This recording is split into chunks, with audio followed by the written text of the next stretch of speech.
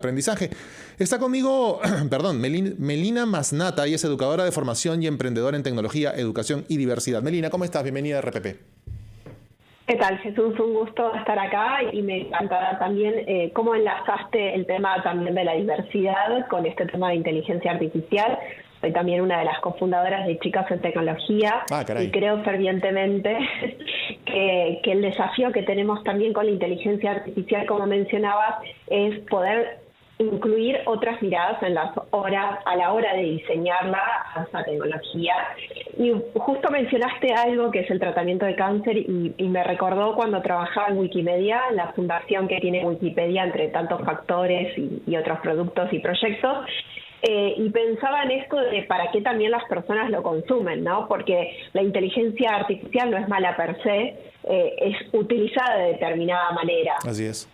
Y es un poco el concepto que tenemos que empezar a entender, ¿no? Que es una herramienta, es como un martillo, finalmente. Un martillo te puede matar y puede hacer obras de arte también con mucho cuidado. Pero es aquí en donde creo que hay demasiada fascinación. El humano se fascina por las cosas nuevas, y eso es evidente. Pero ¿hasta qué punto los pronósticos respecto a inteligencia artificial son certeros cuando vemos que hoy la inteligencia artificial comienza a decaer? Y lo ha demostrado. Varias investigaciones contra OpenAI han señalado que el rendimiento de ChatGPT, incluso en 3.5 Turbo 4, ha venido cayendo y no es el mejor ni tampoco es el más confiable en industrias como la ingeniería de software, la medicina y otros aspectos. Entonces, ¿con qué pinzas tenemos que agarrar este tema? Me encanta tu pregunta. El desafío, creo, en principio es entender cómo está construido, cuáles son las bases de datos que se alimenta esa inteligencia artificial.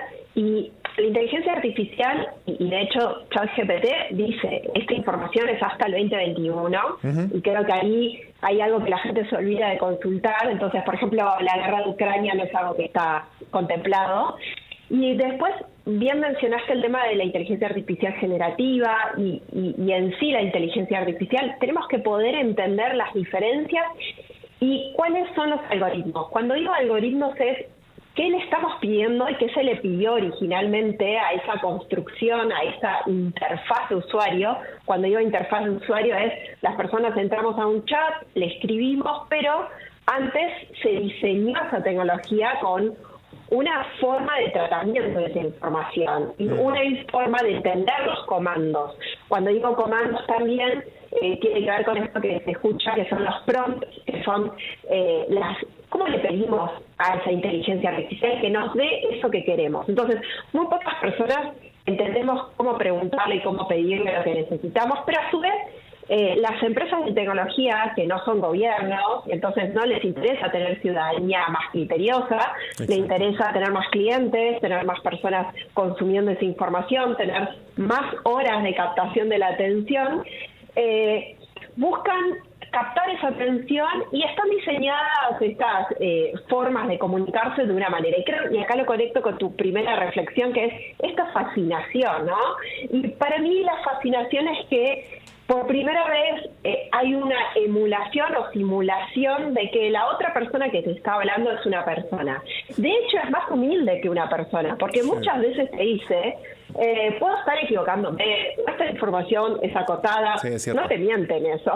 Sí, es bastante certero y certera esa forma de interfaz. Pero creo que la fascinación pasa porque parecería que estamos hablando con una persona.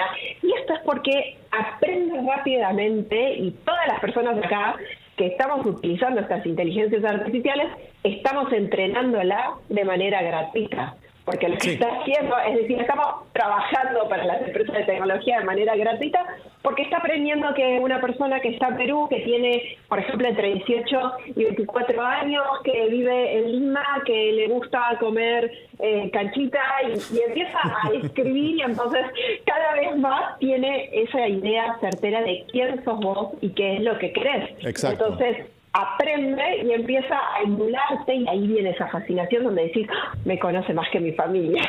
Sí, o me entiende más que ella.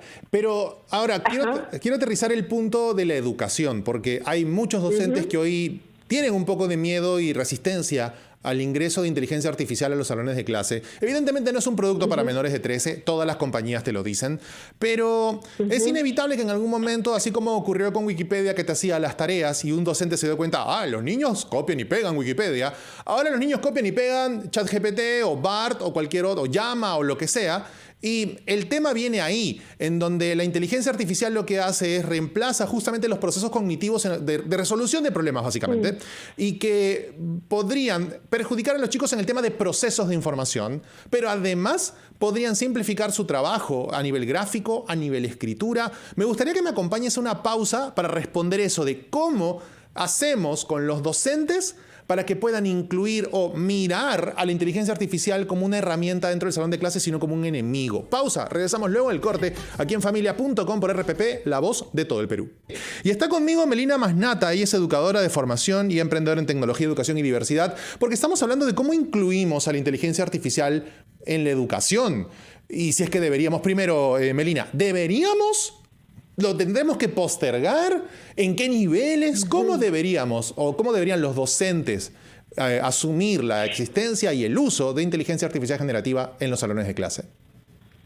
Bueno, en principio sí deberíamos, porque todo lo que se prohíbe igual circula y eso es un tema. Por otro lado, a esta altura es tapar el sol con la mano o con un dedo, como solemos decir. Sí. Es importante usarla, pero además usarla desde un lugar criterioso para entender, como bien decíamos al principio, las fallas que tienen.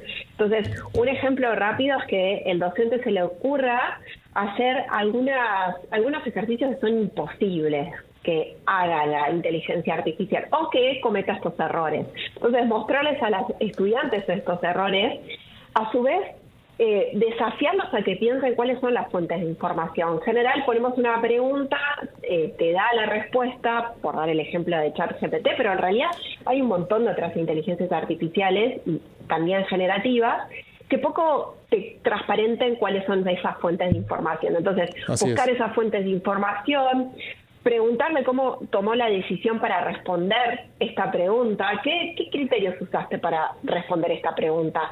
Porque ahí también empiezan a verse los sesgos. No nos olvidemos que la inteligencia artificial es creada por una inteligencia humana y es una persona que se sentó en un lugar y en general está, y acá hablando un poquito con el tema del género, en general son hombres americanos de 30, 40 años, blancos privilegiados. Características, exacto, que tienen entonces determinadas formas de entender el mundo, por lo tanto, de producir ese conocimiento. Entonces, todo esto que hablamos vos y yo, no lo ve el usuario final, no lo ven los estudiantes. Entonces, ¿por qué es importante que los docentes lo pongan en jaque y lo pongan a jugar para justamente crear esta idea y crítica y mirada reflexiva sobre la inteligencia artificial? Ahora, hay otras cosas en las que sí son buenas y es importante también, porque también ya está pasando en el mundo del trabajo. Si estamos pensando que la educación es para el mundo del trabajo o para ser una persona ciudadana del mundo, es importante también formarse y entender qué está pasando.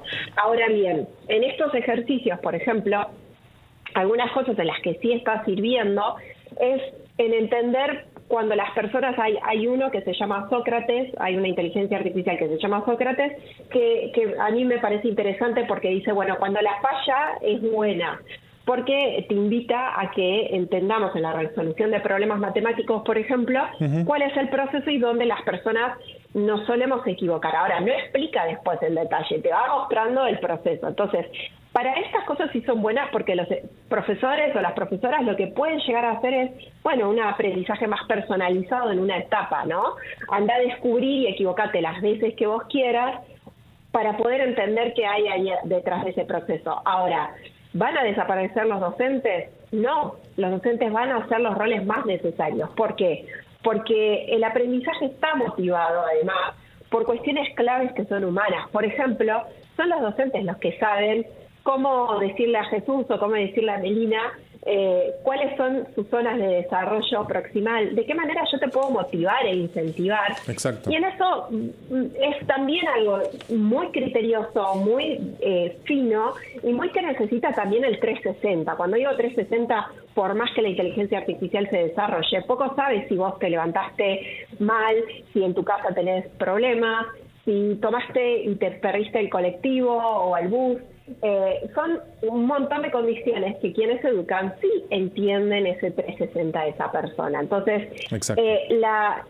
el rol docente se vuelve cada vez más imprescindible, pero se vuelve más imprescindible porque vuelve a la naturaleza de la vocación, además, de por qué alguien se dedica a estudiar para enseñar. ¿Por qué se dedica a estudiar para enseñar? Para poder motivar a las personas a despertar su curiosidad, a despertar su creatividad. Entonces, eso que antes hacíamos, por ejemplo, repetir como loro de memoria ciertos contenidos o cierta información que no es conocimiento, el rol del docente es el que hace que vos puedas tener una experiencia educativa mucho más comprensiva con H en el medio, para que puedas además explotar tu máximo potencial, que no es lo mismo para Jesús que para Melina. Entonces, en todo esto es importante entender que las inteligencias artificiales quizás nos puedan ayudar para ciertas cosas que ya la educación además ya estaba obsoleta, que es la de impartir información por impartir información. Ahora, sí es muy importante entender que esa información también tiene sesgos de género, tiene sesgos culturales, tiene también tendencias y predisposiciones. ¿Por qué?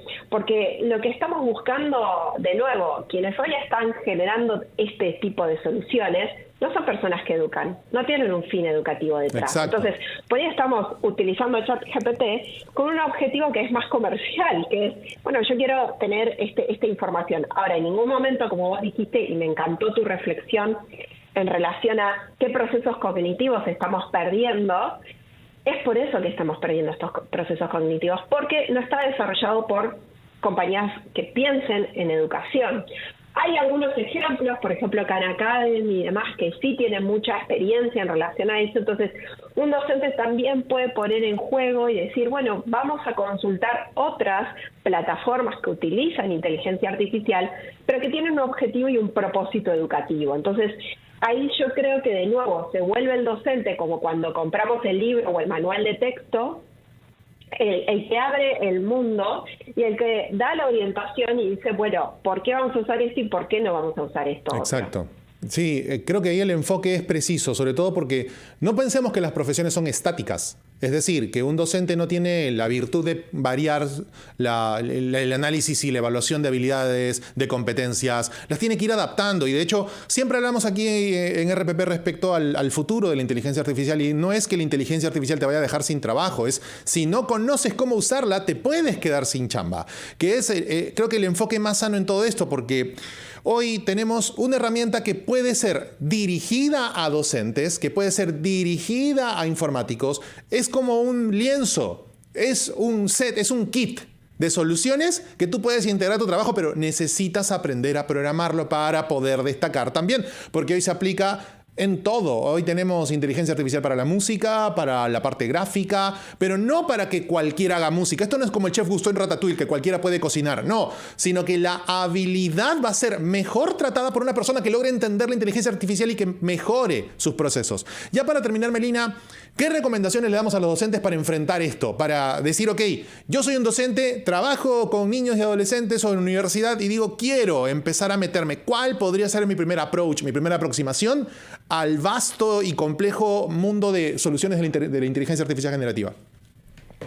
Bueno, ahora hay muchos educadores que empezaron a producir contenidos, entonces que busquen docentes en el mundo que están subiendo esta información. Por otro lado, crear comunidad. Yo creo que es importante incluso exigirle y pedirle a las escuelas o a las universidades que se arme un comité que tenga padres, madres, especialistas, directores, directoras. ¿Por qué? Porque los desafíos que trae la inteligencia artificial necesitan ser cada vez más discutidos en todo el entorno, no solamente el entorno educativo, porque nos estamos aprendiendo todo el tiempo. Entonces, muchas veces quizás una práctica que se promueve en las paredes del aula o del salón, después, cuando nos estamos yendo al mundo de la familia, cambia. Entonces, tenemos que empezar a tener esos criterios. Entonces, primera cosa también, construir, impulsar un comité que pueda poner estos miedos, que pueda poner estas grandes preguntas y que no sea una pregunta respondida solamente por ese educador. Por otro lado, indagar que ya existe, pero dentro de eso que ya existe, indagar eso que existe con criterio educativo, ¿no? ¿Qué docentes están haciendo esto con criterio educativo? Hay algunos en el mundo, de hecho, hay una plataforma que se llama AI Educator, que está creada por educadores. Si bien está en inglés, algo bueno que tiene, por ejemplo, la inteligencia artificial es que cada vez más nos permite traducir rápidamente y casi en tiempo real, entonces podemos utilizarlo para traducirlo y ponerlo en español, en castellano, y también, y acá es mi invitación, a que desde Latinoamérica podamos hacer productos. Si ese docente arranca y dice, bueno, yo exploré primero por acá, encontré esto y nada de todo esto me sirvió, por ejemplo, que ya es una reflexión y es un montón, pueda incluso crear en su cuenta de Instagram, difundirlo, porque necesitamos que Latinoamérica, además de todo, sea productora de inteligencia artificial, sea productora de este tipo de tecnología. Y en esto la docencia es esa carrera que crea otras carreras, otras profesiones. Entonces ahí creo que hay una motivación muy grande que tenemos que instigar para este tipo de perfiles y de roles. Y que no están solos estas personas. También la tarea de quien educa muchas veces es una tarea muy solitaria, muy poco valorada en el mundo. Creo que lo que tuvo a favor la pandemia es que en las casas tuvieron que darse cuenta que no era fácil educar y en ese desafío valorar y acompañar también para que estas personas se sientan protagonistas de esta transformación, porque lo son, y que no tengan ni ocupan un lugar clave ahora, vamos a pagar muy caro ese precio. Y para cerrar, creo que venimos viendo varias películas, desde Barbie, Oppenheimer, ahora volvió la película de Oppenheimer, que también es una película histórica, habla de un caso histórico, no sé si ella está en los cines, pero acá, tal cual, acá está en boga, pero yo digo, es un ejemplo que para mí es importante tenerlo en cuenta. ¿Por qué? Porque históricamente Oppenheimer, después de que pasó la bomba atómica, y vos lo decías en un momento muy bien, que no es la tecnología per se, es el uso que se le dé a esa tecnología, empezaron a hacerse preguntas más éticas. ¿Para qué estaba la bomba atómica? ¿Era necesario seguir desarrollando? Bueno, toda la película, su viaje a descubrir que lo que estaba pasando con esa tecnología, como lo es la bomba atómica, no era tan sencillo. Iba a dividir el mundo a partir de ese momento. Entonces, yo creo que estamos en ese momento. Y las preguntas éticas son preguntas que las puede hacer quien educa. ¿Qué, cómo, para qué, cuándo y dónde? No necesita saber programar, pero le puede preguntar estas preguntas a la inteligencia artificial y ponerla en tela de juicio. Entonces ahí es el momento para dar cuenta y para también ser protagonistas de esta transformación. De nuevo, pensemos que es nuestro momento Oppenheimer como docentes, donde lo que no estemos preguntando, donde no estemos jugándola desde un lugar y rol protagonista, en unos años nos lo vamos a reflexionar y nos lo vamos a poner en tela de juicio. Melina, muchísimas gracias por el tiempo. Nos hemos pasado un poquito, pero igual creo que es absolutamente valioso y rescatable el tema de hacer que el debate no sea técnico, sino ético. Y es lo que tenemos que asumir, porque la tecnología se asume desde el lado ético, es una herramienta más y tenemos que hablarla. Melina Masnata, educadora de formación, emprendedora en tecnología, educación y diversidad, estuvo aquí en familia.com. Muchas gracias por el tiempo y me encuentro con